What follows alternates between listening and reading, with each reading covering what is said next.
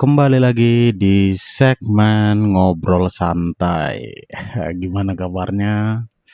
Ini udah akhir Januari, 31 Januari. Semoga kalian yang di luar sana tetap bisa waras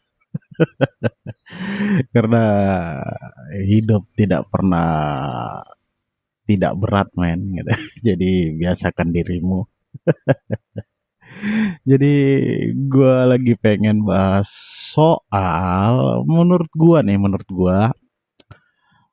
kita tidak terbiasa dengan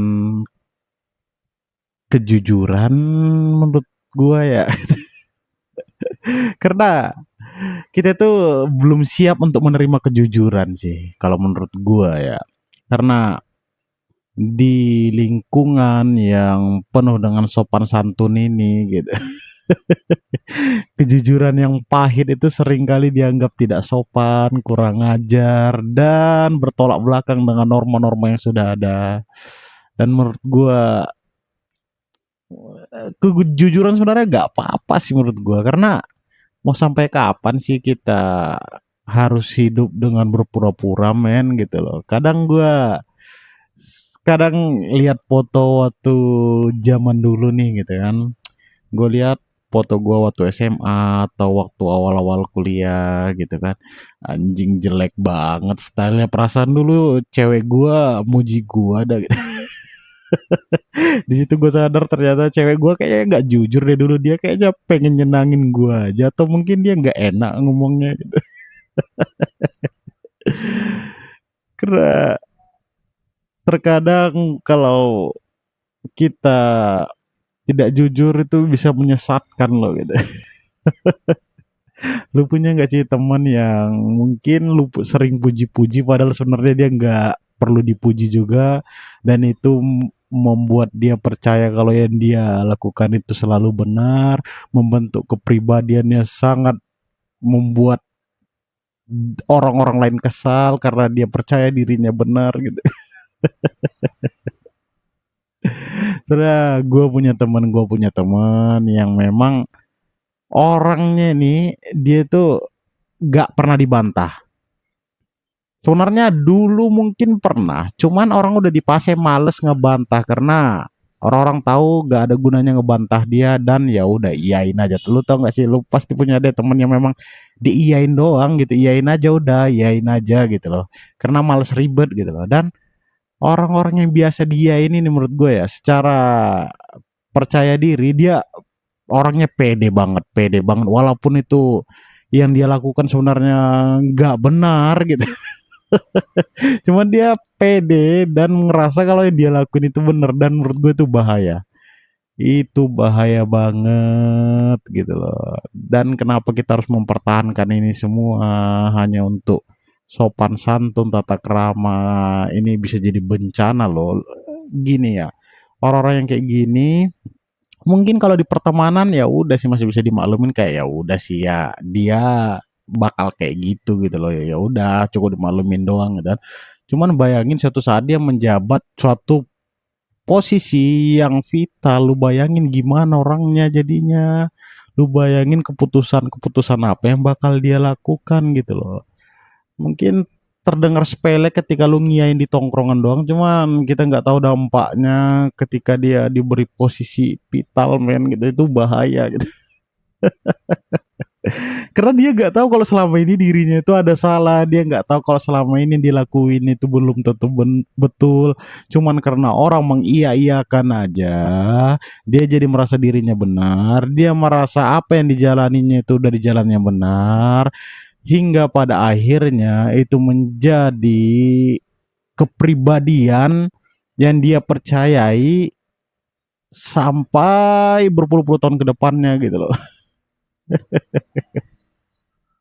Itu ngeri, men, itu ngeri. Jadi semenjak gue ngeliat temen gue itu, gue mikir kayak nggak bisa sih, kita harus jadi orang jujur walaupun itu pahit, mending dikatakan gitu.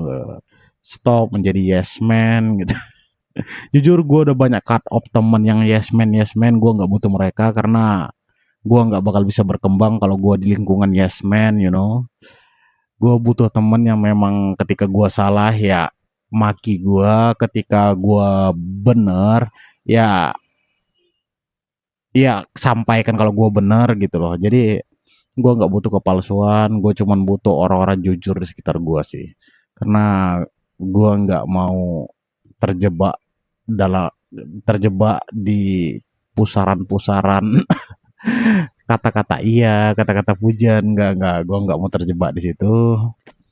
Dan semoga kalian di luar sana juga tidak terjebak seperti itu.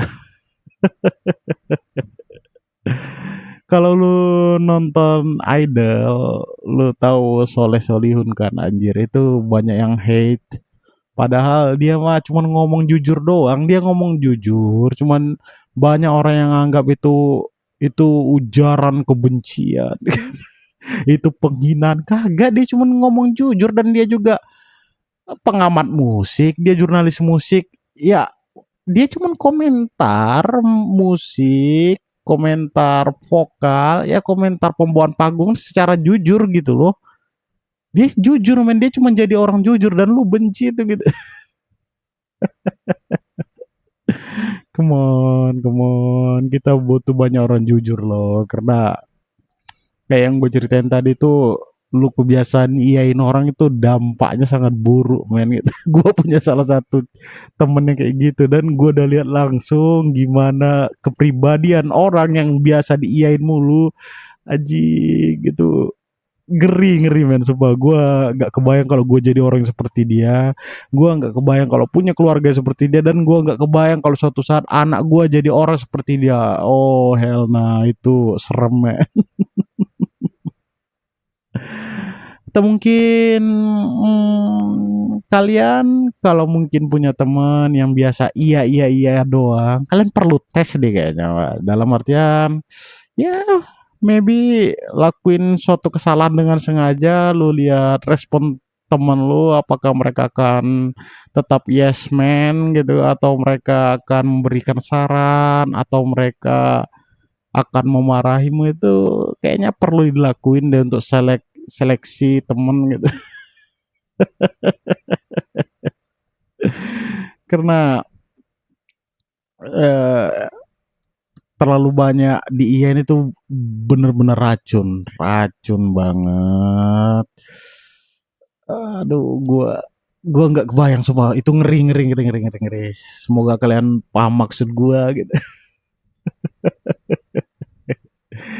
Gua ingat cerita Radit, gue pernah denger podcast Radit, dia ngomong waktu dia kuliah di Australia gitu kan, dia dapat brainwash dari dosennya ketika di suatu tim, seluruh tim itu ngomong keadaan baik-baik saja ya, yang yes man tadi itu sebenarnya keadaan sedang tidak baik gitu loh. Jadi menurut gua itu nyata sih. Jadi ketika di circle lu, di kerjaan lu semua nganggap baik-baik aja, ya lu wajib curiga sih men gitu.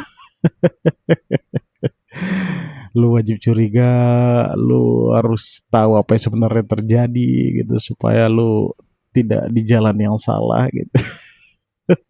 Apalagi bagi yang mendengarin yang mungkin dia punya jabatan tertentu yang cukup vital, cukup disegani, lu harus cek anggota lu. Kalau anggota lu yes man doang, mending lu sidang satu-satu gitu, suruh jujur gitu. Karena ketika mereka yes man, yes man, yes man, karir lu terancam gitu. Anda mempertaruhkan karir Anda yang sudah Anda bangun bertahun-tahun gitu. Ternyata demi menyenangkan seseorang itu bisa berdampak sefatal itu. Gue gak pernah nyangka. Selama ini gue ngira kalau bullying, ya penindasan itu berefek, yang hanya itu yang menyebabkan efek buruk. Ternyata terlalu menyenangkan orang, terlalu mengiyakan orang juga efeknya gak jauh sama buruknya gitu. Jadi mari kita coba di 2026 ini jadi orang jujur. Ketika teman lu butuh saran, jawab dengan jujur. Ketika teman lu ngelakuin kesalahan, sampaikan saja, terserah dia mau menerima atau tidak, itu urusan dia, yang penting lu sampein. Karena bisa jadi ya dengan lu jujur itu bisa menyelamatkan dia, men. Kita nggak pernah tahu apa yang akan terjadi atas hal-hal kecil yang kita lakukan. Ya, semoga saja. Dan gue yakin sih kejujuran itu tidak akan pernah merugikan siapapun sih seharusnya ya, kalau dia dengan senang hati mendengarnya gitu. Ya, mungkin untuk ngobrol santai kali ini sekian dulu. Ya, kita jumpa lagi. Gue nggak tahu kapan karena gue nggak ada jadwal khusus untuk ngobrol santai ini. Ya, sekiranya gue ada yang pengen gue omongin gitu, gue akan buat. Ya, sekian dari gue. Bye.